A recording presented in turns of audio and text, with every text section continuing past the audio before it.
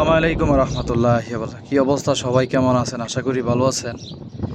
তো আমার সাবস্ক্রাইবার ভাই যারা আছেন, আমার ফ্যান ফলোয়ার যারা আছেন, সবার উদ্দেশ্যে একটা কথা বলবো। যে এসিগুলার কাম করি, বিগত 1 বছর ধরে কোনো এসির কামের কোনো ভিডিও দিতে পারতেছি না। তো আজকে যেহেতু গরম আবার চলে আইছে, আবার নতুন করে এসির কাজে যুক্ত হয়ে গেলাম। সবাইরে আবারও নতুন করে কাজ দেখানোর চেষ্টা করতেছি। তো এইগুলো এসি যারা এই ধরনের এসি কাজগুলো যারা করেন এবং শিখতেছেন, তাদের উদ্দেশ্যে আজকে একটা কথা বলবো। এইগুলো আমার খিনার এসির বেশিরভাগ ভিতরে ইনডোরে বড় বড় করা হয়। আপনারা জানেন অনেক বিষয়। এইগুলা কিগুলা ময়লা সার্কিটের ভিতরে দেখেন। তো এইগুলো আগে কাইটা রাখছিলাম, এই জন্য এখন নতুন করে এগুলো আবার কানেকশন করব। অনেকে এগুলো কাজ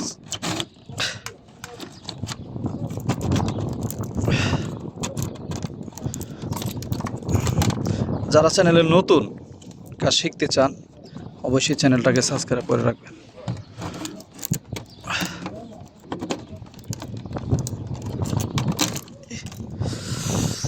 বাবা একটা ব্যথা পাইছি রে। একটা জিনিস দেখাই আমি আপনাদেরকে ফার্স্ট টাইমে, যেগুলা দেখালে শিখতে পারবেন আর কি। এখানে এই যে দেখেন 1 2 3, আর এখানে এসে 2টা, ঠিক আছে। এই যে ঠান্ডা নিচে নামাইলাম, এই যে একটা আছে লাল, নিচে নামাইলাম।